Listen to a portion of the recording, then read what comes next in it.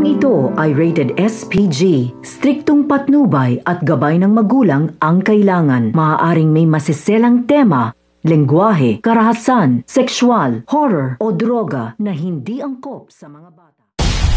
Na-discharge na nga ng tuluyan nga itong ang si Lynette dahil nga ngayon ay naka-recover na nga siya sa ginawa nga nito ni Moira sa kanya. Papauwi na nga sana sila nito ni Chang Susan, subalit nalaman nga nito na nasa ospital nga ng Eastridge itong ang si Lolo Pepe, kaya naman hindi naman sila nagdalawang isip na dalawin nga ito at kamustahin ang kalagayan. Nagkausap nga itong ang si Lynette at itong ang si Giselle at napatunayan na nga nito ang kasamaan nga nito ni Moira na ito nga mismo ang sumisira sa kanilang pamilya. Kaya ngayon ay tutulungan niya na nga itong si Lynette upang makapaghiganti naman nga dito nga kay Moira sa ginawa nga nito sa kanya, dahil alam nga niya na itong si Moira ang bumangga nga dito.